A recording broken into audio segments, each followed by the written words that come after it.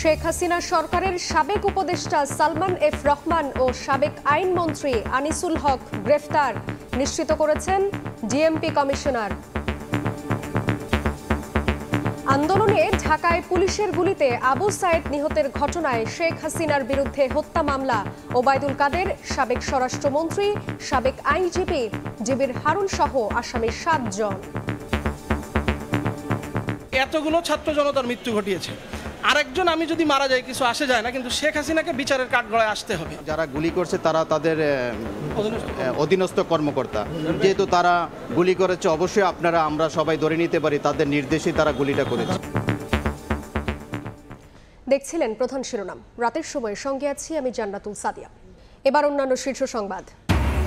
দেশের সবাই এক পরিবার, বিভেদের কোনো সুযোগ নেই। গণতান্ত্রিক অধিকার ও মানবাধিকার প্রতিষ্ঠায় মূল লক্ষ্য। ঢাকেশ্বরী মন্দির পরিদর্শন করে ডক্টর মোহাম্মদ ইউনুস।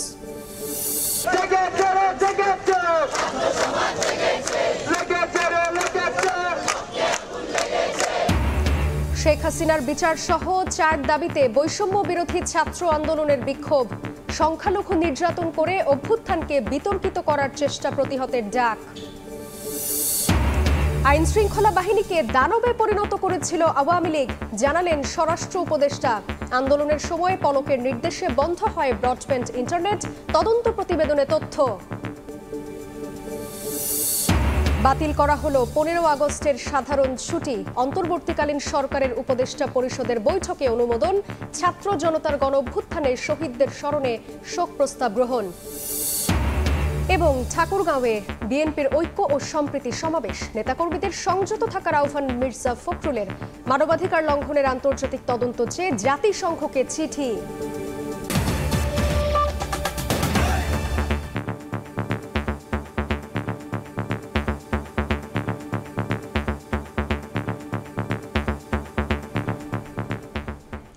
সাবেক আইনমন্ত্রী আনিসুল হক এবং শেখ হাসিনা সরকারের সাবেক উপদেষ্টা সালমান এফ রহমানকে গ্রেফতার করা হয়েছে। রাজধানীর নিউ মার্কেট থানার একটি মামলায় তাদের গ্রেফতার করা হয়। সন্ধ্যায় ডিএমপি কমিশনার মাইনুল হাসান এ তথ্য নিশ্চিত করেছেন। নৌপথে পালানোর সময় গোপন তথ্যের ভিত্তিতে তাদের গ্রেফতার করা হয় বলে জানা গেছে। সালমান এফ রহমান সাবেক প্রধানমন্ত্রী শেখ হাসিনার বেসরকারি শিল্প ও বিনিয়োগ বিষয়ক উপদেষ্টা ছিলেন। কোটা সংস্কার আন্দোলনে রাজধানীর বসিলায় পুলিশের গুলিতে মুদি দোকানি আবু সাইদ নিহতের ঘটনায় শেখ হাসিনার বিরুদ্ধে হত্যা মামলা হয়েছে।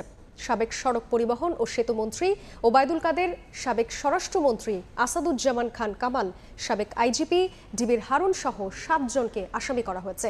ছাত্র জনতার গণ অভ্যুত্থানের মুখে 5 আগস্ট দেশ ছেড়ে ভারতে আশ্রয় নেয়ার পর শেখ হাসিনার বিরুদ্ধে এটি প্রথম মামলা। কোটা সংস্কার আন্দোলন ঘিরে সহিংসতায় ঢাকায় পুলিশের গুলিতে আবু সাইদের মৃত্যুর ঘটনায় শেখ হাসিনা ও ওবায়দুল কাদেরের বিরুদ্ধে মামলা হয়েছে।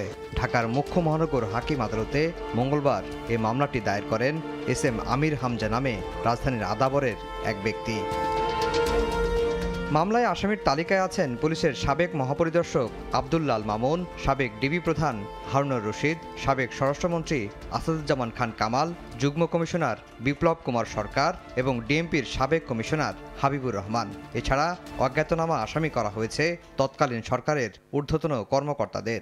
এতগুলো ছাত্র জনতার মৃত্যু ঘটিয়েছে, আরেকজন আমি যদি মারা যাই কিছু আসে যায় না, কিন্তু শেখ হাসিনাকে বিচারের কাঠগড়ায় আসতে হবে। শুধু এই হত্যা না, আমি মানুষের কাছে আবেদন করব, যাদের আত্মীয়, যাদের বন্ধু, যাদের ভাই, যাদের বাচ্চা, যাদের বাবা, যাদের মা মারা গেছে, আপনারা প্রত্যেকে আসুন। এই শেখ হাসিনাকে ভয় পাওয়ার দিন চলে গেছে। সিনা টান করে দাঁড়ান, মামলা করেন।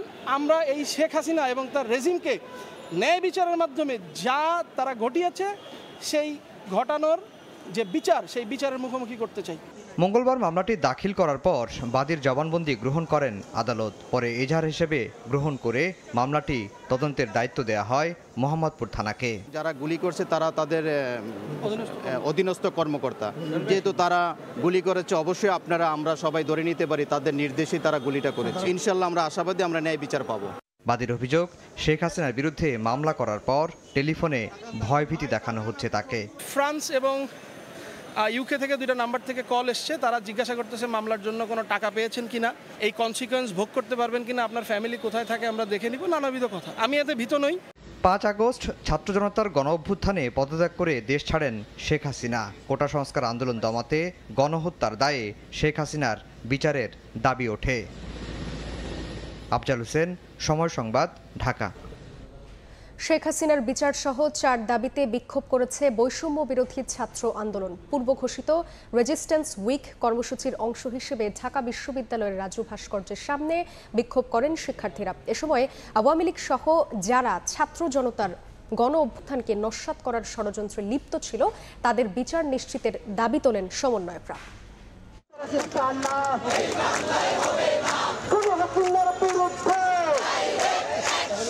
সপ্তাহব্যাপী রেজিস্ট্যান্স উইক নামে নতুন কর্মসূচির ডাক দিয়েছে বৈষম্য বিরোধী ছাত্র আন্দোলনের শিক্ষার্থীরা। প্রথম দিনে 4 দফা দাবি নিয়ে ঢাকা বিশ্ববিদ্যালয়ের রাজু ভাস্কর্যের পাদদেশে জড়ো হয় শত শত শিক্ষার্থী। এরপর মিছিল নিয়ে ভিসি চত্বর হয়ে শহীদ মিনারে গিয়ে 1 মিনিট নীরবতা পালন করেন তারা। এখানে সমাবেশ করে বৈষম্য বিরোধী ছাত্র আন্দোলন। সমন্বয়করা আওয়ামী লীগ ও 14 দলের দোসরদের বিরুদ্ধে গণহত্যার অভিযোগে দেশবাসীকে মামলা দেওয়ার আহ্বান জানান। এই বৈষম্য বিরোধী ছাত্র আন্দোলনে আমাদেরকে ফ্যাসিবাদের দোসররা কিভাবে গুলি করেছে, আওয়ামী লীগ, ছাত্রলীগ, যুবলীগ আমাদের উপর কিভাবে অত্যাচার করেছে, আপনারা সারা দেশে তাদেরকে চিহ্নিত করে আজকে থেকে মামলা দেওয়া শুরু করুন। শেখ হাসিনা সরকারের আমলে নিয়োগপ্রাপ্ত আমলা ও সচিবদের পদত্যাগের দাবিও জানান সমন্বয়করা। বলেন, শেখ হাসিনা পালিয়ে গেলেও তাদের ষড়যন্ত্র অব্যাহত রয়েছে, তাই সুষ্ঠু বিচার না হওয়া পর্যন্ত রাজপথে থাকার হুঁশিয়ারি দেন তারা। ফ্যাসিস্ট সরকারের যারা ফুড সোলজার ছিল, যেসব সচিব ছিল, সেসব আমলা ছিল, তাদেরকে পদচ্যুতের মধ্য দিয়ে আমরা সেটির দৃশ্যমান পদক্ষেপ দেখতে চাই। যারা পরিকল্পিত ডাকাতি ও লুণ্ঠনের মাধ্যমে গণ অভ্যুত্থানকে বিতর্কিত করার প্রচেষ্টায় অংশগ্রহণ করেছে, তাদের বিচার নিশ্চিত করতে হবে। ছাত্র জনতার গণ অভ্যুত্থানে আহত নিহতদের সঠিক তালিকা প্রস্তুতে সবার সহযোগিতার আহ্বানও জানান তারা। মেহেদী হাসান, সময় সংবাদ, ঢাকা। বাংলাদেশের সবাই এক পরিবার, বিভেদের কোনো সুযোগ নেই বলে জানিয়েছেন অন্তর্বর্তীকালীন সরকারের প্রধান উপদেষ্টা ডক্টর মোহাম্মদ ইউনূস। গণতান্ত্রিক অধিকার ও মানবাধিকার প্রতিষ্ঠাই মূল লক্ষ্য বলেও জানিয়েছেন তিনি। দুপুরে ঢাকেশ্বরী মন্দির পরিদর্শন শেষে তিনি একথা বলেন। সবাইকে ধৈর্য ধরে ঐক্যবদ্ধ থাকার আহ্বানও জানান প্রধান উপদেষ্টা। 5 আগস্ট শেখ হাসিনা সরকারের পতনের পর দেশের কয়েকটি স্থানে উপাসনালয়, ঘরবাড়িতে হামলার অভিযোগে প্রতিবাদ করছে সনাতন ধর্মাবলম্বীরা। মঙ্গলবার দুপুরে সনাতন সম্প্রদায়ের জাতীয় উপাসনালয় ঢাকেশ্বরী মন্দিরে 2 উপদেষ্টা সহ পরিদর্শনে যান প্রধান উপদেষ্টা ডক্টর মোহাম্মদ ইউনূস।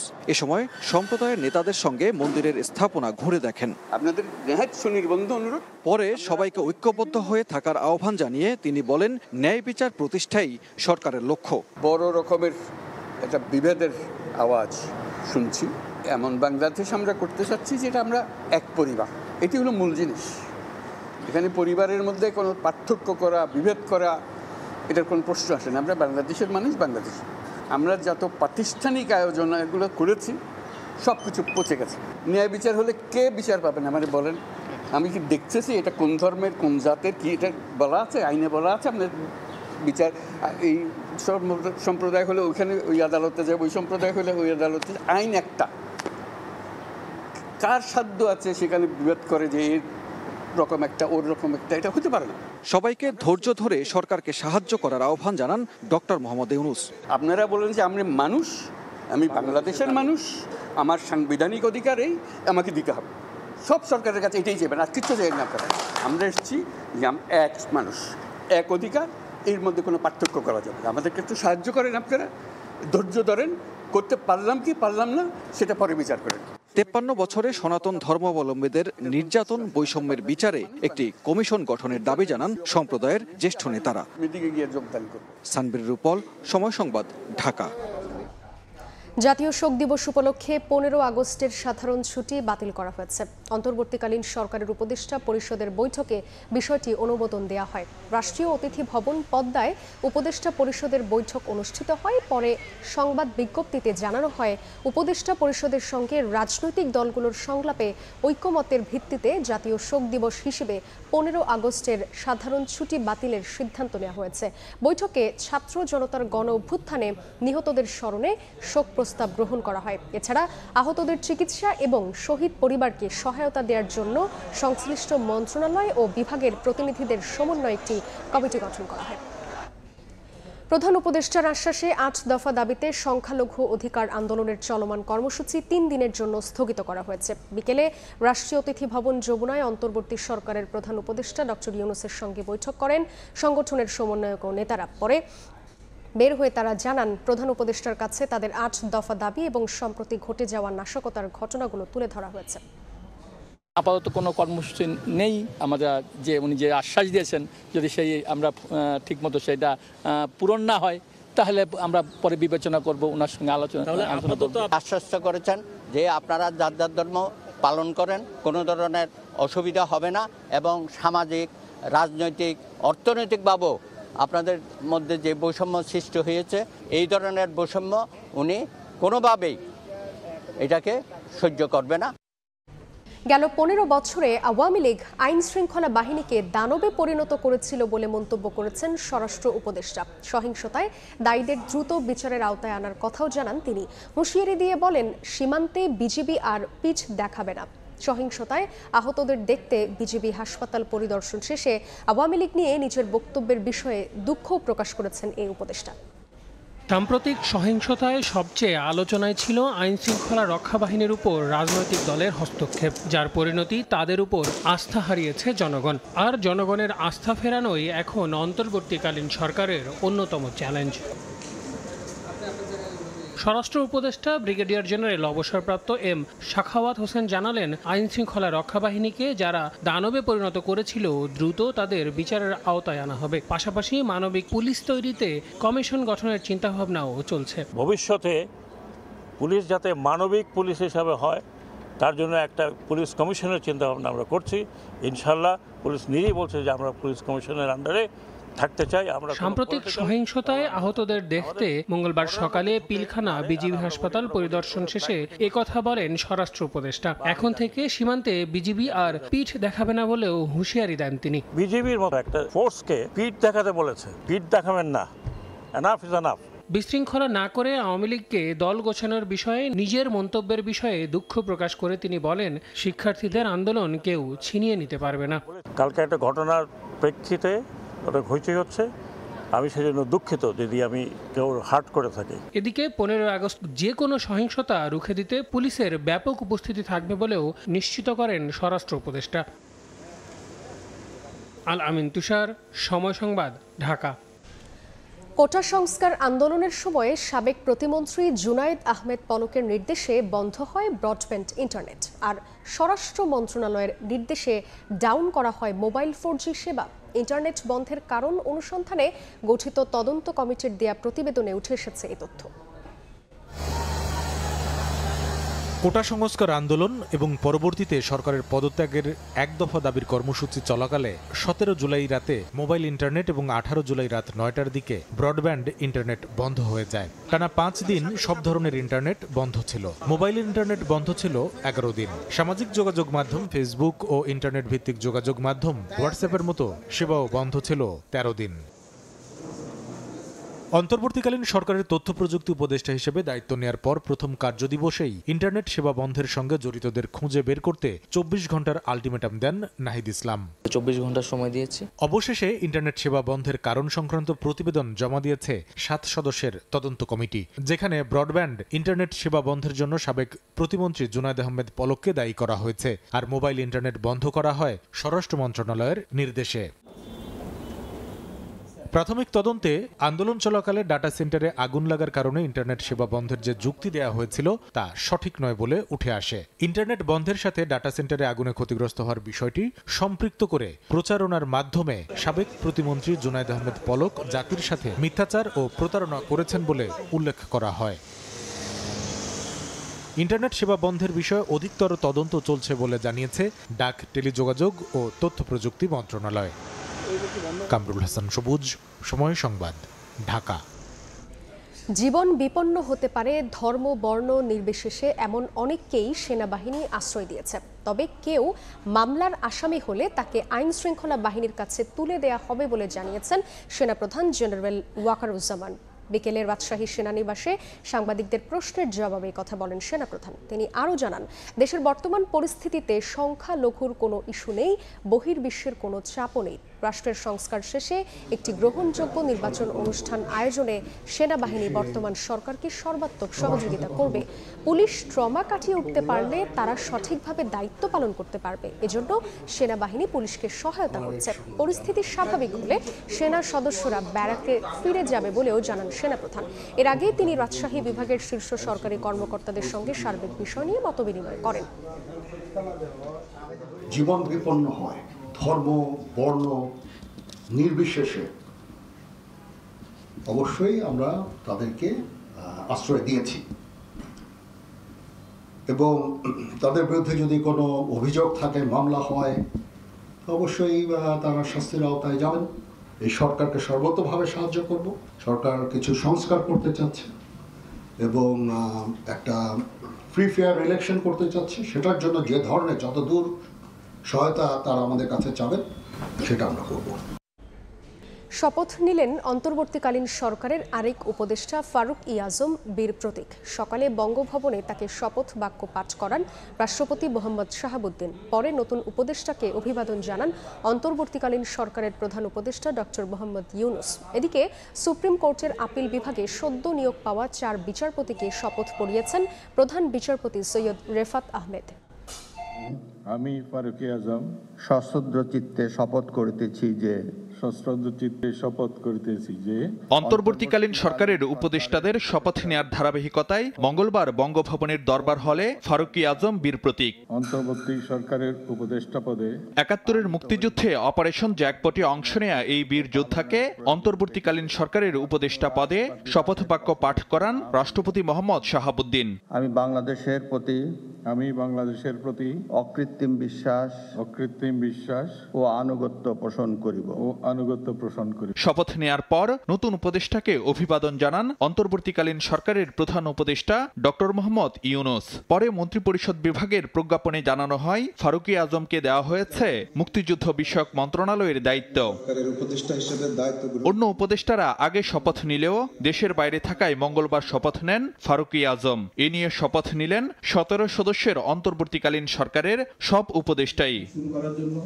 এদিকে শপথ নিয়েছেন সুপ্রিম কোর্টের আপিল বিভাগে সদ্য নিয়োগ পাওয়া 4 বিচারপতি। সকাল 11:15টায় সুপ্রিম কোর্টের জাজেস লাউঞ্জে তাঁদের শপথ বাক্য পাঠ করান প্রধান বিচারপতি সৈয়দ রিফাত আহমেদ। শপথ নেয়া 4 বিচারপতি হলেন বিচারপতি জুবাইর রহমান চৌধুরী, বিচারপতি সৈয়দ মোহাম্মদ জিয়াউল করিম, বিচারপতি মোহাম্মদ রেজাউল হক ও বিচারপতি SM এমদাদুল হক।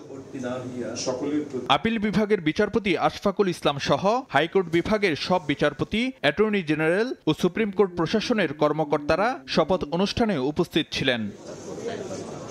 ফারুক ভিয়া রবিন, সময় সংবাদ, ঢাকা।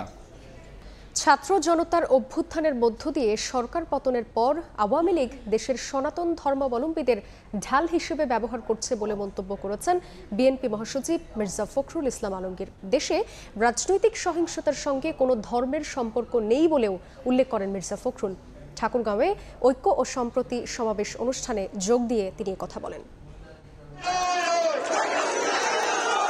ছাত্র জনতার বিপ্লবে শেখ হাসিনা সরকারের পতনের পর সকল ধর্ম বর্ণ নির্বিশেষে শান্তির বাংলাদেশ গড়ার লক্ষ্যে দেশ জুড়ে সম্প্রীতির বার্তা ছড়াচ্ছে বাংলাদেশ জাতীয়তাবাদী দল বিএনপি। এর অংশ হিসেবে মঙ্গলবার ঠাকুরগাঁওয়ে ঐক্য ও সম্প্রীতি সমাবেশ করে দলটি। সমাবেশ ঘিরে দুপুর থেকে খণ্ড খণ্ড মিছিল নিয়ে জেলার গড়িয়া কলেজ মাঠে যোগ দেন বিএনপি নেতাকর্মীরা। স্লোগানে মুখরিত হয় পুরো এলাকা। মিছিল নিয়ে জড়ো হন ছাত্রদল সহ অঙ্গ সংগঠনের নেতাকর্মীরা। বেলা 3:30টায় শুরুর কথা থাকলেও 2টার আগেই কানায় কানায় পূর্ণ হয় সমাবেশস্থল। এ সময় স্থানীয় নেতারা বক্তব্য দেন। বিকেল 4:30টার দিকে মঞ্চে ওঠেন বিএনপি মহাসচিব মির্জা ফখরুল ইসলাম আলমগীর। পরে প্রধান অতিথির বক্তব্যে তিনি অভিযোগ করেন, গণ অভ্যুত্থানে ক্ষমতা হারিয়ে এখন সনাতন ধর্মাবলম্বীদের ঢাল হিসেবে ব্যবহার করে ষড়যন্ত্রে মেতেছে আওয়ামী লীগ। যখন মানুষের সামনে দাঁড়াতে পারে না, এখন আমাদের হিন্দু ভাইদেরকে ঢাল হিসেবে আগে বাড়ায় দিতে চায়। বিএনপি মহাসচিব বলেন, ছাত্র জনতা যে অভ্যুত্থান এনেছে তা রক্ষা করার দায়িত্ব সবার। একই সঙ্গে আন্দোলনের সময় নির্বিচারে গুলিতে প্রাণহানির ঘটনায় দায়ীদের বিচার নিশ্চিতের দাবিও জানান মির্জা ফখরুল। আমাদের ছাত্ররা আমাদেরকে যে পথ দেখিয়েছে, সেই পথে আমরা এই দেশে একটা সুখী সুন্দর বাংলাদেশ করে তুলব।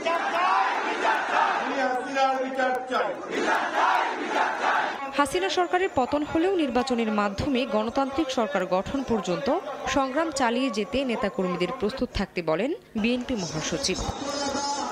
গড়িয়া কলেজ মাঠের পর ঠাকুরগাঁওয়ের রুহিয়ায় আরেকটি সম্প্রীতি সমাবেশের আয়োজন করে দীর্ঘদিন ক্ষমতার বাইরে থাকা দলটি। সেখানেও যোগ দেন মির্জা ফখরুল ইসলাম আলমগীর। সময় সংবাদ, ঠাকুরগাঁও। এদিকে আওয়ামী লীগ সরকারের পৃষ্ঠপোষকতায় ছাত্র জনতার আন্দোলনে হত্যা ও মানবাধিকার লঙ্ঘন হয়েছে এমন অভিযোগ তুলে আন্তর্জাতিক তদন্ত করতে জাতিসংঘকে চিঠি দিয়েছে বিএনপি। এদিকে সাধারণ মানুষের চাওয়া অনুযায়ী অন্তর্বর্তীকালীন সরকার দায়িত্ব পালন করা উচিত বলে মন্তব্য করেছেন বিএনপির স্থায়ী কমিটির সদস্য আব্দুল মঈন খান। ছাত্র জনতার আন্দোলনে পুলিশ ও আওয়ামী লীগ সমর্থকদের গুলি ও হামলা চালানোর নির্দেশ দিয়ে গণহত্যা চালানোর অভিযোগে সাবেক প্রধানমন্ত্রীর বিচারের দাবি জানান বিএনপি সহ ছাত্র জনতা।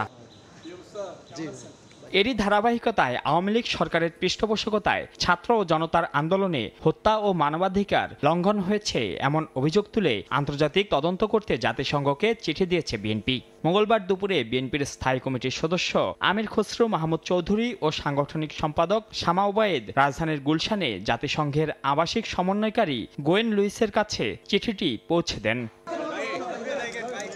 পরে আমির খসরু বলেন, গণ আন্দোলনে যে হত্যাকাণ্ড হয়েছে তার পৃষ্ঠপোষকতা করেছিল শেখ হাসিনা সরকার। এ সময় তিনি আরো বলেন, শেখ হাসিনার দেশে ফিরে আসা না আসা তাদের নিজস্ব ব্যাপার, তবে এই গণহত্যার দায়ে তাদের বিচারের মুখোমুখি হতে হবে। এই যে গণহত্যা হয়েছে একটি সরকারের পৃষ্ঠপোষকতায়, এই জন্য আন্তর্জাতিক মানের নিরপেক্ষ স্বচ্ছ একটি তদন্তের প্রয়োজন আছে। এদিকে ঢাকা মেডিকেল কলেজ হাসপাতালে বৈষম্য বিরোধী ছাত্র আন্দোলনে আহতদের দেখতে গিয়ে বিএনপির স্থায়ী কমিটির সদস্য আব্দুল মঈন খান বলেন, অন্তর্বর্তীকালীন সরকার দায়িত্ব পেয়েছে ছাত্র জনতার রায়ে, তাই সাধারণ মানুষের চাওয়া অনুযায়ী তাদের দায়িত্ব পালন করা উচিত। আমরা আশা করি তারা তাদের দায়িত্ব সঠিকভাবে পালন করবে।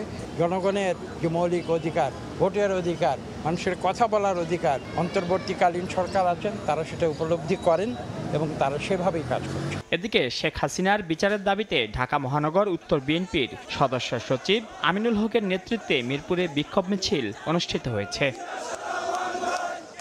মাইনুল হাসান, সময় সংবাদ, ঢাকা। দেশের সব প্রাথমিক বিদ্যালয়ে ক্লাস শুরু হচ্ছে কাল। মঙ্গলবার পুরোদমে শ্রেণী কার্যক্রম চালুর নির্দেশনার প্রজ্ঞাপন জারি করেছে প্রাথমিক ও গণশিক্ষা মন্ত্রণালয়।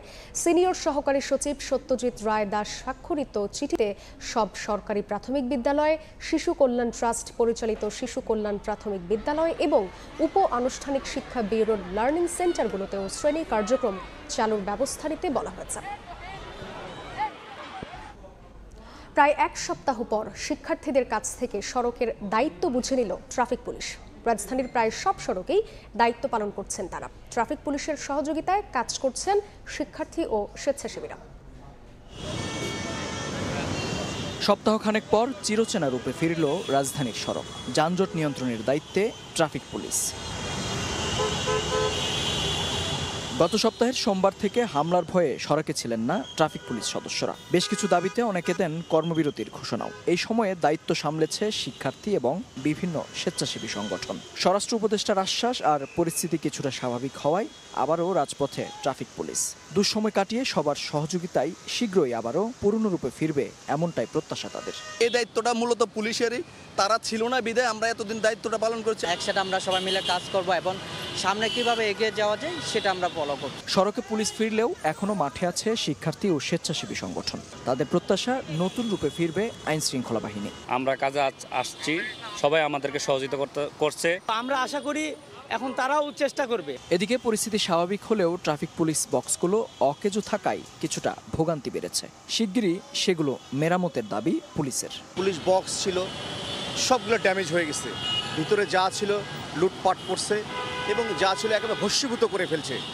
তো আমাদের ঊর্ধ্বতন কর্তৃপক্ষ অলরেডি এ ব্যাপারে পদক্ষেপ গ্রহণ করেছে।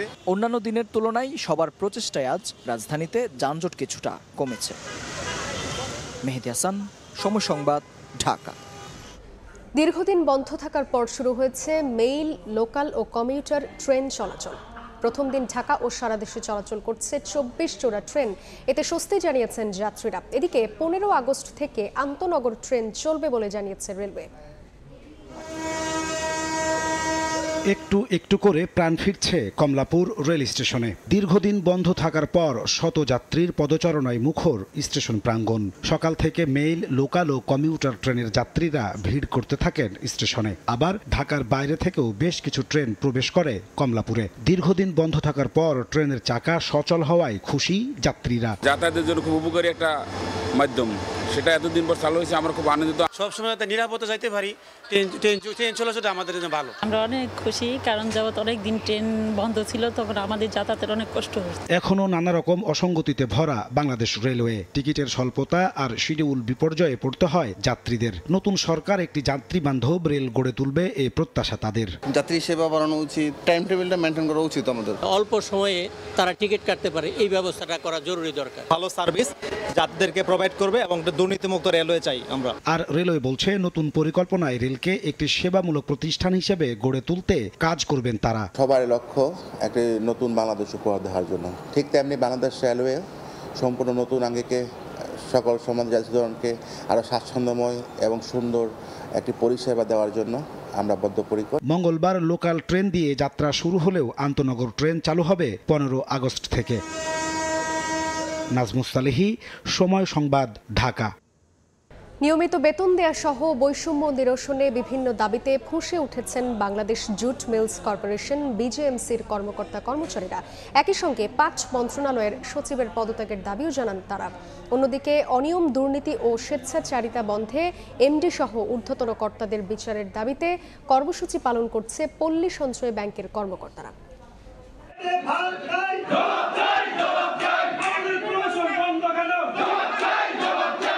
অন্তর্বর্তীকালীন সরকার গঠনের পর থেকেই বিভিন্ন দাবিতে বিক্ষোভ শুরু হয়েছে সরকারি বেসরকারি দফতরে। মঙ্গলবার 3 মাস ধরে বেতন না হওয়া, পদোন্নতিতে বৈষম্য, অনিয়ম সহ নানা দাবি তুলে কার্যালয়ের ভেতরেই বিক্ষোভ করে বিজেএমসির কর্মকর্তা ও কর্মচারীরা। বলেন, একদিকে শিল্প ধ্বংস করেছে বিগত সরকার, অন্যদিকে নষ্ট করেছে তাদের দক্ষতা। বেতন দেয়া সহ জুট মিলগুলো সুষ্ঠু ব্যবস্থাপনায় নিয়ে আসার দাবি জানান তারা। লুজিং কনসার্ন বলে মিথ্যা অপবাদ দিয়ে আমাদেরকে মিল বন্ধ করা হয়েছে। এই মিল বন্ধের কারণেই আমরা বেতন পাচ্ছি না।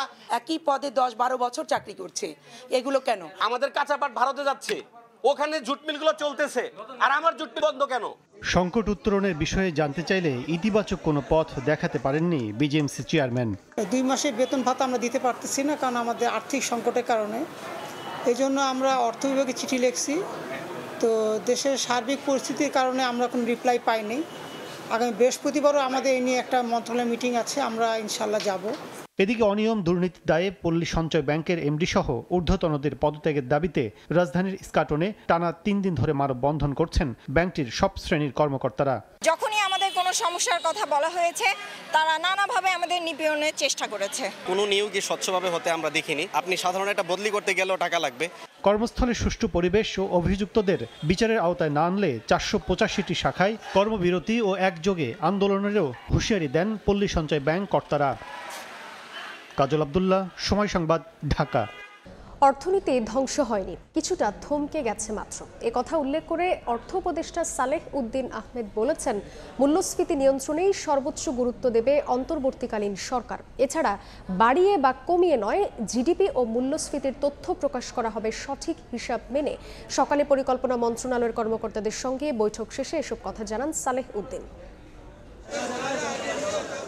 গত মাসের শুরু থেকে চলা বৈষম্য বিরোধী আন্দোলনের কবলে পড়ে বিঘ্ন ঘটে পণ্য পরিবহনে। এ কারণেই জুলাই মাসে সাধারণ মূল্যস্ফীতি 11.66 আর খাদ্য মূল্যস্ফীতি ছুঁয়ে ফেলে 14.10%। মঙ্গলবার সকালে পরিকল্পনা মন্ত্রণালয়ের কর্মকর্তাদের সঙ্গে বৈঠক শেষে অর্থ উপদেষ্টা আশ্বস্ত করেন, সরবরাহ স্বাভাবিক হলেই আবার কমবে পণ্যমূল্য। আমরা ইনফ্লেশন নিয়ে যেটা বলছি যে প্রথমত ডিমান্ড ম্যানেজমেন্ট পলিসি, কিন্তু সাপ্লাই চেন ভেঙে গেছে, তাই না? সাপ্লাই চেন ভেঙে গেছে, সাপ্লাই চেন যেটা ছিল সেটা ছিল কিন্তু একেবারে ডিস্টর্টেড।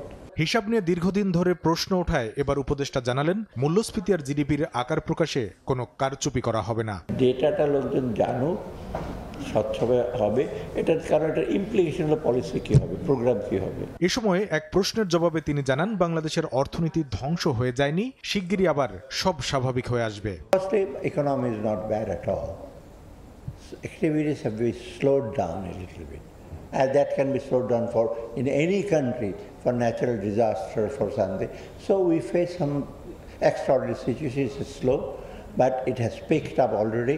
জরুরি বিবেচনায় প্রকল্পের অর্থায়ন করা হবে এমন পরিকল্পনা তুলে ধরে অর্থের অপচয় রোধে গুরুত্ব দেওয়ার কথা জানান অন্তর্বর্তী সরকারের অর্থ ও পরিকল্পনা উপদেষ্টা। অর্থের অপচয় বন্ধ করতেই হবে যে কোনো। কামরুল হাসান সবুজ, সময় সংবাদ, ঢাকা। সাবেক প্রধানমন্ত্রী শেখ হাসিনাকে উৎখাতে যুক্তরাষ্ট্রের কোনো ভূমিকা নেই, এ নিয়ে প্রকাশিত প্রতিবেদনের তথ্য ভিত্তিহীন বলে দাবি করেছে হোয়াইট হাউস। নিয়মিত ব্রিফিংয়ে মুখপাত্র কারিন জন-পিয়ের বলেছেন, যুক্তরাষ্ট্র বিশ্বাস করে বাংলাদেশের জনগণই তাদের সরকারের ভাগ্য নির্ধারণ করবে। যুক্তরাষ্ট্র থেকে লস্কর আল মামুনের রিপোর্ট। গণ অভ্যুত্থানে দেশ ছাড়ার পর নতুন করে সাবেক প্রধানমন্ত্রী শেখ হাসিনা আলোচনায় আসেন ভারতীয় গণমাধ্যমে দেয়া এক সাক্ষাৎকারের মাধ্যমে। সেখানে তিনি অভিযোগ তোলেন উৎখাতের পেছনে যুক্তরাষ্ট্রের সংশ্লিষ্টতা নিয়ে। রোববারের ইকোনমিক টাইমসে প্রকাশিত সাক্ষাৎকারটির তথ্য উল্লেখ করে এবার নিজেদের অবস্থান স্পষ্ট করল হোয়াইট হাউস। সোমবার এক ব্রিফিংয়ে কারিন জন-পিয়ের বলেছেন, শেখ হাসিনাকে উৎখাতে যুক্তরাষ্ট্রের কোনো যোগসূত্রতা নেই। We have had no involvement at all. Any United States government was involved in these events is simply false. That is not true. This is a choice for and by the Bangladeshi people. We believe that the Bangladeshi people should determine the future of the Bangladeshi government, and that's where we stand. তীব্র ছাত্র আন্দোলনের মুখে গত 5 August রাষ্ট্রপতির কাছে পদত্যাগ করে দেশ ছাড়েন শেখ হাসিনা। বর্তমানে তিনি ভারতে অবস্থান করছেন। রয়টার্সের এক প্রতিবেদনে বলা হয়েছে, ইকোনমিক টাইমসকে দেয়া সাক্ষাৎকারে যুক্তরাষ্ট্রের ভূমিকার কারণ হিসেবে সেন্ট মার্টিন দ্বীপে নিয়ন্ত্রণ প্রতিষ্ঠার কথা উল্লেখ করেন শেখ হাসিনা। তবে সামাজিক যোগাযোগ মাধ্যম এক্স এ ছেলে সজীব ওয়াজেদ জয় দাবি করেন, ক্ষমতা ছাড়ার বিষয়ে তার মা কখনোই এ ধরনের বক্তব্য দেন। লস্কর আল মামুন, সময় সংবাদ, যুক্তরাষ্ট্র। ডক্টর মোহাম্মদ ইউনূসের নেতৃত্বে অন্তর্বর্তীকালীন সরকারকে স্বাগত জানিয়েছেন মালদ্বীপে বসবাসরত প্রবাসী বাংলাদেশিরা। তাদের প্রত্যাশা, মালদ্বীপের শ্রমবাজার উন্মুক্তকরণ সহ বাংলাদেশে সুশাসন ফিরিয়ে আনতে কার্যকর পদক্ষেপ নেবে এই অন্তর্বর্তীকালীন সরকার। খন্দকার ওমর ফারুকের তথ্য ও ছবিতে রিপোর্ট। বাংলাদেশে গণ আন্দোলনের প্রেক্ষাপটে গত 5 আগস্ট সরকারের পদ থেকে পদত্যাগ করে দেশ ছাড়েন শেখ হাসিনা। এরপর গত 8 আগস্ট নোবেলজয়ী ডক্টর মোহাম্মদ ইউনূসকে প্রধান করে 17 সদস্যের অন্তর্বর্তী সরকার গঠন করা হয়। এই আনন্দ ভাগাভাগি করে নিতে মালদ্বীপ প্রবাসীদের মাঝে সৃষ্টি হয় উৎসব মুখর পরিবেশ। বিশ্বের অন্যান্য দেশের মতো প্রায় 1.5 লাখ প্রবাসীর বসবাস পর্যটন নগরীর দেশ মালদ্বীপে। দেশের রাজনৈতিক পালাবদলের ঢেউ লেগেছে বিশ্ব পর্যটনের এই দেশটিতেও। অন্তর্বর্তী সরকারের কাছে এখানকার প্রবাসীদের প্রত্যাশা, নতুন সরকার দেশের সংকট কাটিয়ে প্রবাসীদের ভাগ্য উন্নয়নে দেশটির শ্রমবাজার উন্মুক্তের বিষয়ে নজর দেবেন। এছাড়া বিমানবন্দরে হয়রানি বন্ধে জোরালো পদক্ষেপ নেয়ার দাবিও জানান প্রবাসীরা। ছাত্রদের আত্মদানের মাধ্যমে বাংলাদেশ যে নতুন স্বাধীনতা পেয়েছে, এতে আমরা প্রবাসীরা অনেক অনেক খুশি। আমি প্লাস আমরা যাতে বেশি বেশি রেভিনিউ পাই, আমাদের দেশ আমাদের পরিবারবর্গ যাতে সুরক্ষিত থাকে, সেই আশাবাদ আমি ব্যক্ত রাখছি। সকল প্রবাসীদের পক্ষ থেকে আশা ব্যক্ত করছি যে খুব শীঘ্রই ওনারা আমাদেরকে সেই ক্ষতিগ্রস্ত থেকে উত্তরণের ব্যবস্থা করবেন। অন্তর্বর্তীকালীন সরকার বাংলাদেশকে বিশ্ব দরবারে একটা সম্মানিত অবস্থানে নিয়ে যাবে বলে মনে করেন প্রবাসী বাংলাদেশিরা। সময় সংবাদ, মালদ্বীপ।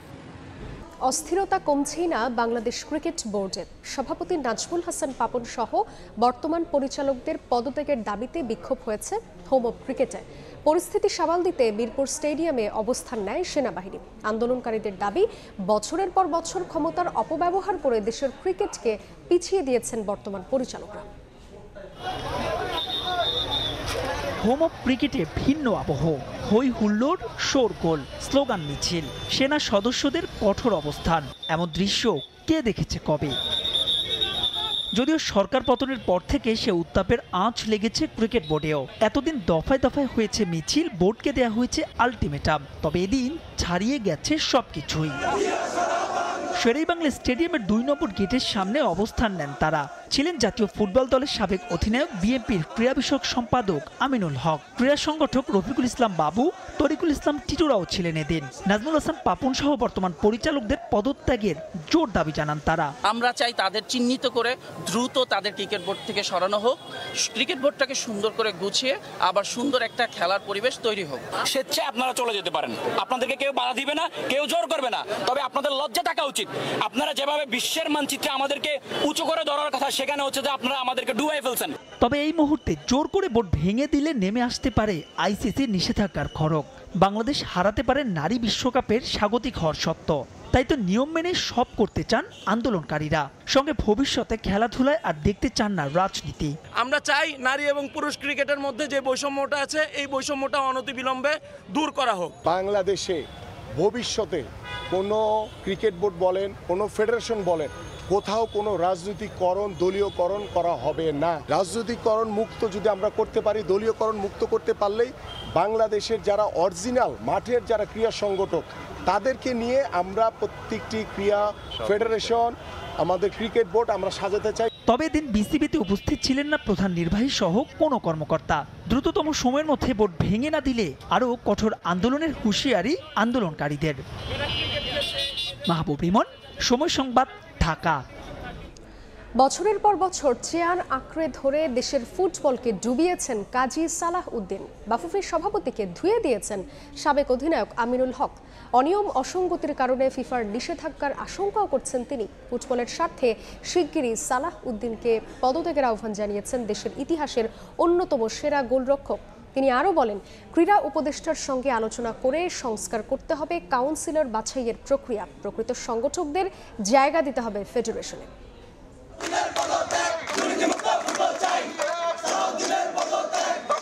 ফুটবলের গৌরব গাঁথা এখন সোনালী অতীত। কিংবদন্তি ফুটবলার কাজী সালাউদ্দিন সংগঠকের চেয়ারে একেবারে ব্যর্থ। লম্বা সময় ধরে বাফুফের শীর্ষ পদ দখল করে রাখলেও নেই তেমন কোনো সাফল্য। ছাত্র জনতার গণ অভ্যুত্থানের পর বেশ কিছুদিন ধরে আন্দোলন চলছে বাফুফে সভাপতির পদত্যাগের দাবিতে। তাদের সঙ্গে সুর মিলিয়েছেন বাংলাদেশের সাফ জয়ী দলের সদস্য ও সাবেক অধিনায়ক আমিনুল হক, যিনি বর্তমানে দায়িত্বে রয়েছেন ঢাকা মহানগর উত্তর বিএনপিতে। তার দাবি, ফুটবলের ব্যর্থতার দায় নিয়ে পদত্যাগ করতে হবে সালাউদ্দিনকে। ব্যক্তিগত উদ্যোগে বা ব্যক্তিগত চাহিদা পূরণের জন্য ব্যক্তিগত চেয়ারকে ধরে রাখার জন্য তিনি বারংবার বাংলাদেশের ফুটবলের যে মানুষের যে উৎসাহ উদ্দীপনা, সেটার সাথে তিনি প্রতারণা করেছেন। একটি স্বাধীন মতামত প্রকাশের রাস্তা তৈরি হয়েছে। এই স্বাধীন মতামত প্রকাশের যে বাস্তবতা রূপ দিতে গেলে এই বাংলাদেশ ক্রিকেট বোর্ড বলেন, বাংলাদেশ ফুটবল ফেডারেশন বলেন, সবাইকে অপসারণ করতে হবে এবং সবাই স্বেচ্ছায় পদত্যাগ করবেন। আমরা চাই শান্তিপূর্ণভাবে আইসিসি বা আমাদের যে ফিফার যে রুলস রয়েছে, সেই রুলস অনুযায়ী আমরা স্বাধীনভাবে একটি বোর্ড হবে, স্বাধীনভাবে ফেডারেশন হবে, হয়ে তারা সুন্দরভাবে ভবিষ্যৎ স্পোর্টসকে এগিয়ে নিয়ে যাবেন। কাজী সালাউদ্দিন সহ যারা বাংলাদেশ ফুটবল ফেডারেশনে দায়িত্বরত আছেন, আপনারা স্বেচ্ছায় পদত্যাগ করে একটি আমাদের উপদেষ্টা মহোদয়ের সাথে বসে আলোচনা করে আমরা একটি অ্যাডহক কমিটি হতে পারে বা নিয়মতান্ত্রিকভাবে যে কমিটি করে আমরা যাতে স্পোর্টসটাকে এগিয়ে নিয়ে যেতে পারি। এরই মধ্যে অবশ্য মেয়াদ শেষ হচ্ছে বাফুফের বর্তমান কমিটির। 26 অক্টোবর তারিখ ঘোষণা হয়েছে নির্বাচনের। তবে বর্তমান কাউন্সিলররা সবাই আওয়ামী লীগের আশীর্বাদ পুষ্ট। তাই নির্বাচনের আগে ক্রীড়া উপদেষ্টার সঙ্গে আলোচনা করে সংস্কারের দাবি উঠেছে বাফুফের কাউন্সিলরশিপে। সারা বাংলাদেশের সব কাউন্সিলরই নতুন রাজনৈতিকভাবে করতে হবে, কারণ এখানে সব আওয়ামী পেতাত্তারা বসে আছে।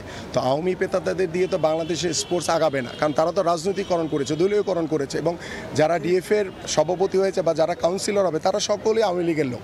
তো আওয়ামী লীগের লোক রেখে তো আর বাংলাদেশে কোনো স্পোর্টসের নির্বাচন হবে না। বিএনপির পক্ষ থেকে বাফুফে সংস্কারের দাবি উঠলেও তারা বলছেন শুধু রাজনৈতিক পরিচয়ের কারণে নয়, ক্রীড়াঙ্গনে যেন দায়িত্বে আসেন প্রকৃত সংগঠকরা। কোনো স্পোর্টসে দলীয়করণ করা হবে না। তারেক হাসান শিমুল, সময় সংবাদ, ঢাকা। পর্যায়ে শীর্ষ সংবাদ জানিয়ে দিচ্ছি আরেকবার। আন্দোলনে ঢাকায় পুলিশের গুলিতে আবু সাইদ নিহতের ঘটনায় শেখ হাসিনার বিরুদ্ধে হত্যা মামলা। ওবায়দুল কাদের সহ আসামি 7, সালমান এফ রহমান ও আনিসুল হক গ্রেফতার।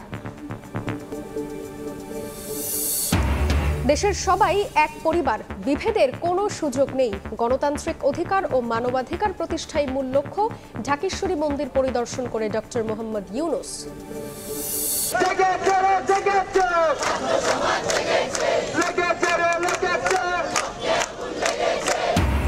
শেখ হাসিনার বিচার সহ 4 দাবিতে বৈষম্য বিরোধী ছাত্র আন্দোলনের বিক্ষোভ।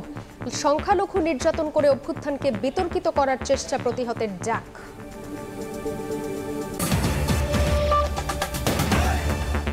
এই ছিল রাতের সময়। এরপর দেখবেন সময় সংবাদ। সঙ্গে থাকুন সময়।